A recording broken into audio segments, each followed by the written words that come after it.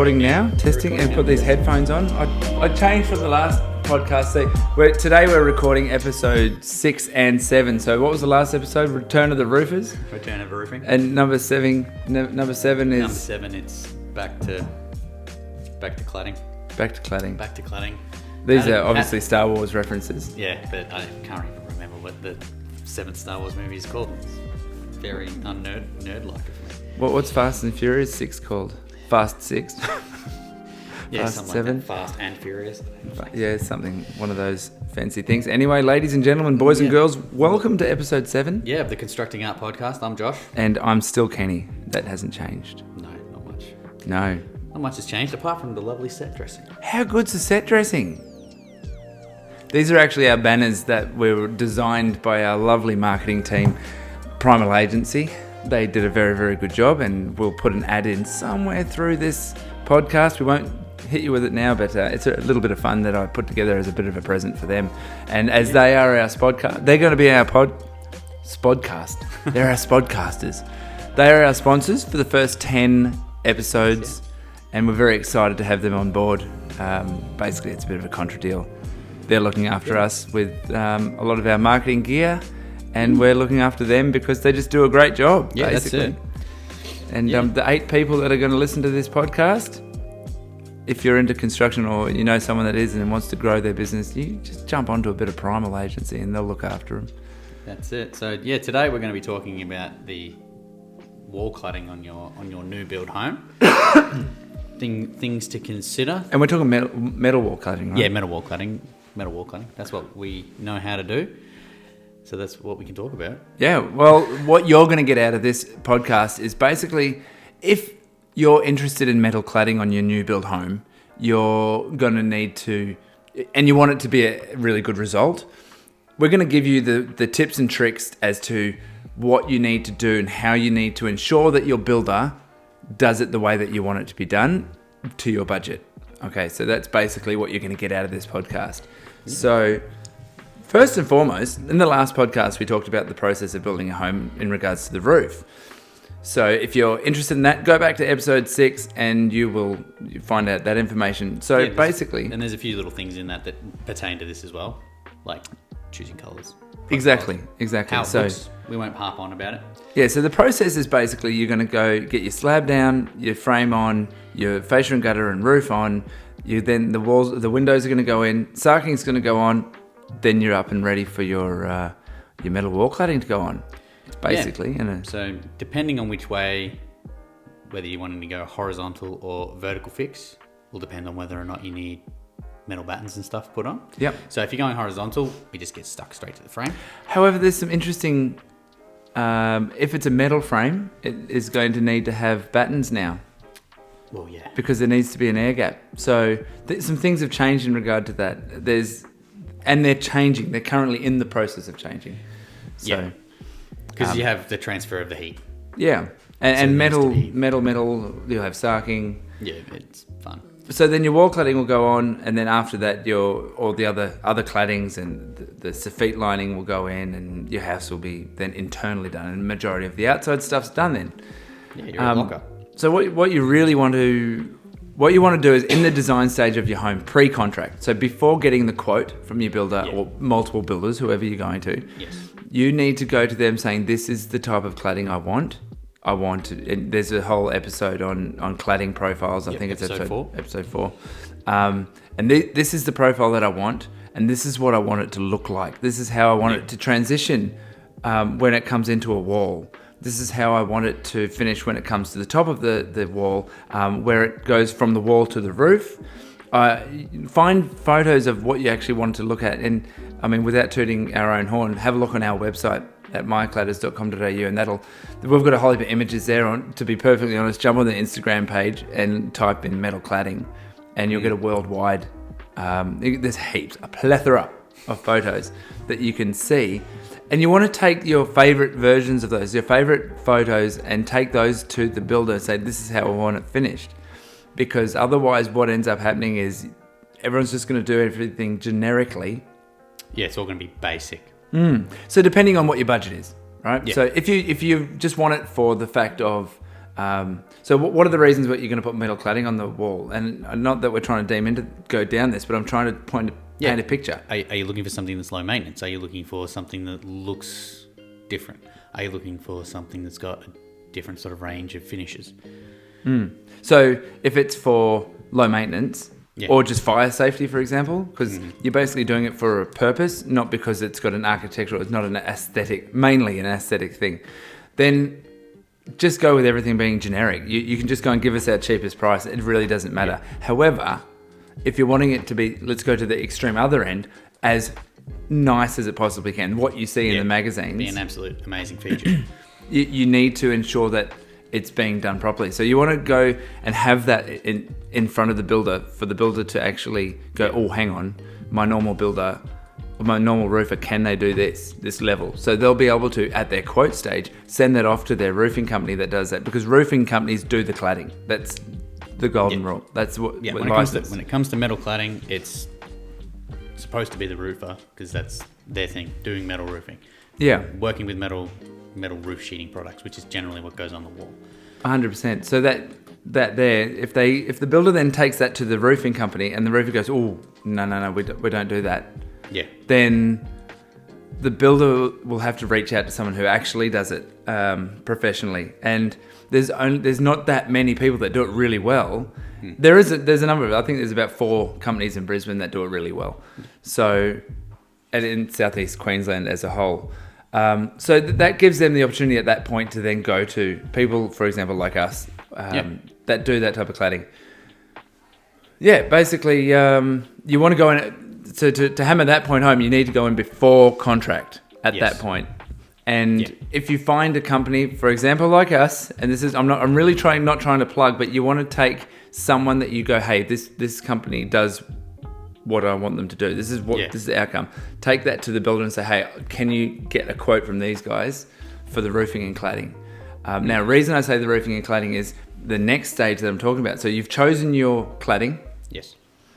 The roof is on, and your cladding's going to go up on the wall, and it's going to you're going to have transition. I say transition moments, positions. It's going to transition with a rendered wall. It's going to transition with a timber cladded wall. It's going to be transitioned to brick. So it's going to have points where either at the bottom or on the sides or on the top, it's going to change the surface type. Yeah, because if you had it all Colorbond, it could potentially look pretty silly. Yeah, that's it.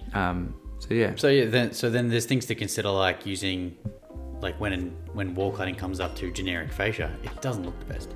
No. I'm sorry, folks. It doesn't. There's a red rooster down there that they've got generic fascia on there with the gutter, and then corrugated iron roof and a corrugated iron wall, and they've had to do some sort of weird flashing that's just not installed properly. It doesn't look like it should. The metal fascia looks out of place.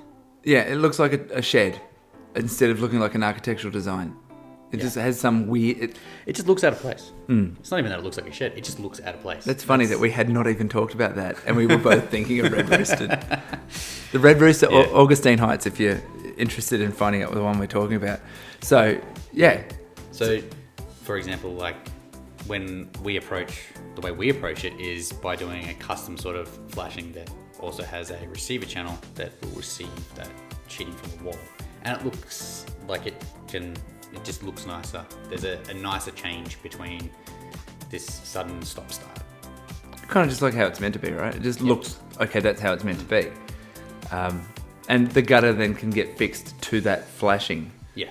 So it's quite a structural flashing. The way the flashing is made, in that sense. So that the difference is your cheap price and the builder. If you just get the roofer, like your generic roofing done, and then you go, okay, and we'll get MyCladders to do the cladding. Well, we come in and go, oh, okay, you want? I'm sorry, I can't make it look good. We can do it, but I really can't make that look good now. And so that's where it's important to get it done pre-quote.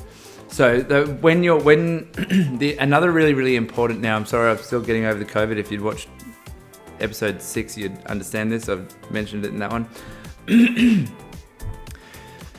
I'm negative now, by the way. So I wouldn't be here if he wasn't. No way. I don't want it again. No, yeah. So I forgot that you had it. Yeah. Long start of the year. I was a late adopter. Though part of once the construction is happening, it's really good for a builder to be communicating heavily with the cladder, because when the cladder is having to come to an intersection, now you're going to have the ground, you're going to have the top, the soffit, the toe, which is down at the ground, and you're going to have side flashings, which are all going to have to integrate with what's happening underneath. So when we turn up to a site, and I'll use my example here, my experience here as an example, I turn up to site and go, how far below the wall frame do you want me to be? Where is your garden going to be? Is there a timber deck? How high is the timber deck going to be? Have you got tiles? What's the height of the tiles? Where do we need to finish that down to? That's very important. Then what's the transition? Yeah, and then so we can put a flashing in that'll actually accommodate almost everything that they're going to do, and design that flashing to suit that. And so can anyone that's professional at doing cladding. I'm just using me for an example. So then when you come to a transition, you're going to come to the end of a wall, and you don't want your beautiful standing seam cladding to run into that wall and look like, that they've just put a big box on there and finished it off in a way that it could have been finished much nicer. So builders that communicate with the cladding team can work out that the flashing goes on before their other cladding goes on, or it can be designed in a way so that the transition is minimal. It just flows. And the biggest trick to cladding is that everything flows. Yeah. Everyone's so used to seeing all the generic, all the typical cladding systems or bricks, and they see things and go, that's what it looks like. But then with cladding, Colorbond cladding, people look at it and go, that's strange. Things stand out. And we've designed the ways that we do our installs so that they don't stand out. It just looks the way it's meant to look. So nothing looks out of place. It looks like it was meant to be done that way in the first place. And it just transitions nicely and looks smooth. And I guess that's you're only going to get that through communication. So it's in communicating. Now, that will only happen from if you're going to communicate with the builder, saying this is what we want. We need to make sure that all of our transition points between our beautiful Colorbond cladding, because you're going to spend a lot of money on the cladding and on the rest of your house, and you don't want to go, well, I'll live with that. I'll live to accept that. How many times I'll live to accept that have we heard with so many different things? And so if you let the builder know, hey, this is really important to us. This is a major part of our home, and this is our dream. We want to construct art. So that's important, the communication. What else have we got on this agenda? There's also understanding different time frames for different profiles. Very good. So, slapping on corrugated iron on trim deck is going to be a lot quicker than making sure that there's no oil canning on a standing seam sheet, for example. Yeah, 100%. So the process, we'll go through the process of sheeting, and this is what you're getting at before, so sorry if I cut you off with that. So you got the battens going on, you got your sheeting goes on, so the sheeting your toe mold will go on, your sheets will go up, your window flashings go on, bottom, top window flashing, your sheets will go around that, you'll have a top flashing that goes in up the very top, and then your side flashings of the windows go on. And so there's a couple of different orders, so you've got to put the sheets on, then you've got to order some flashings to fit that sheet, and depending on the size of the house, that might take a while. Now, with standing seam, you have to start from a certain point. You've got to set out where the sheets are going to start from. So you'll have a window in the middle of a wall. Well, you need to make sure that that rib lines up on either side of that window almost evenly. So you have to make sure where the set out is going to be. All of those sorts of things take time.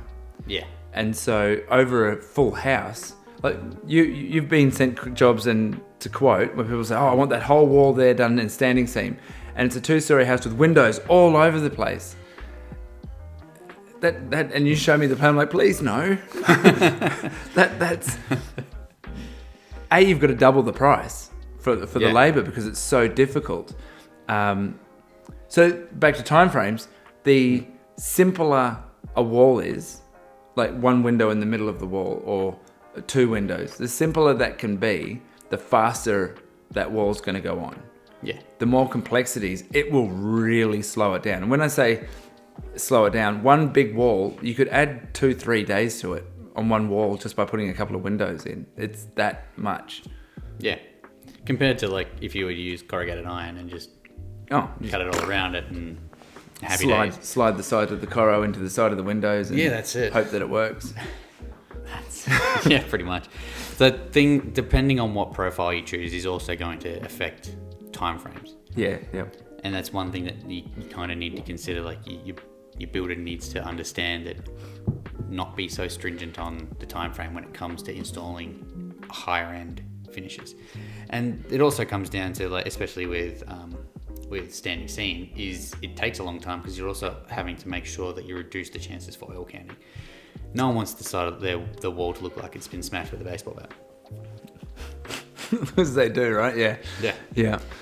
I think you're right with that. So you basically, real quickly, the process of, say, standing seam is that the scaffold will go up, because, say, it's a second story. Your scaffold's going to go up, and once that goes up, the flashings are going to be ordered. The flashings are generally going to take 2 days to get there. 1 day if they're really basic, but 2 days to get there. And then battens are going to go on. But on that first day, the sheeting's going to be ordered.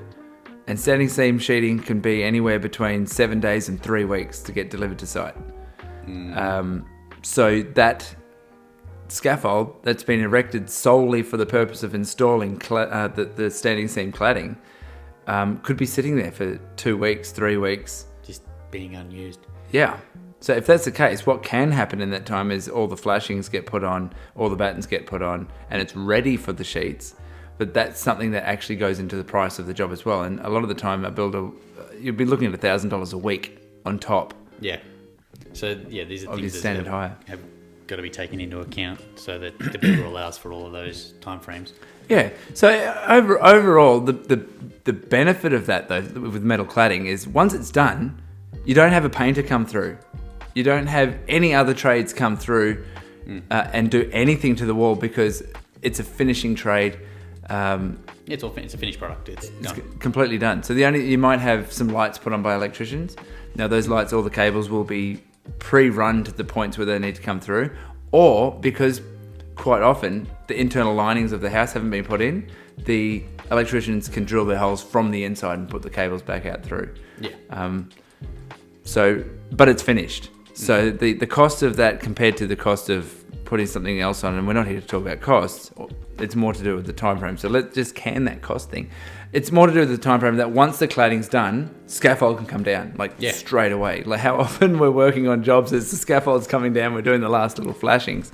It's happened a few times. Oh, but it's kind of normal, because the builders are now waiting for the scaffold to be finished, us to be finished, and they're like, I want to off-hire that scaffold as soon as possible.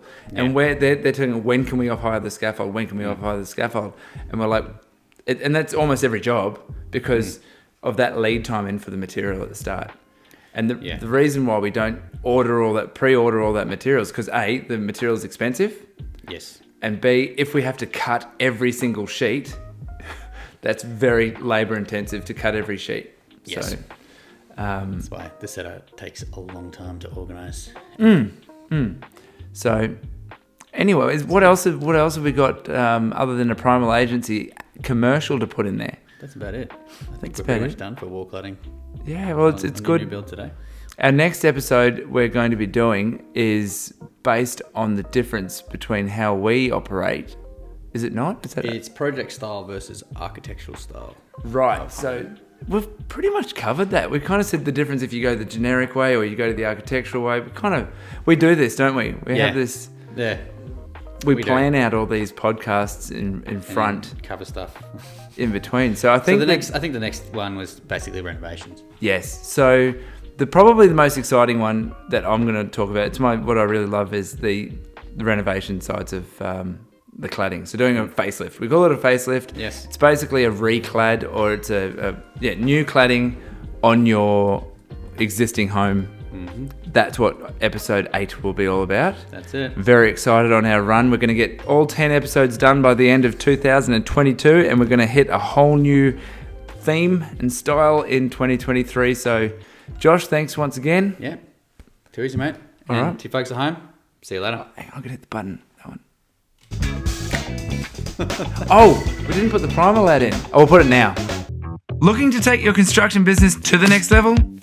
At Primal Agency, You're partnering with experts that know your business, and that's half the battle. As Australia's most trusted construction marketing team, these guys are all about evolving your business. If you're looking to scale, talk to the crew at Primal today, or check out primalagency.com.au. All right, we'll run it at the end. Very good. See ya.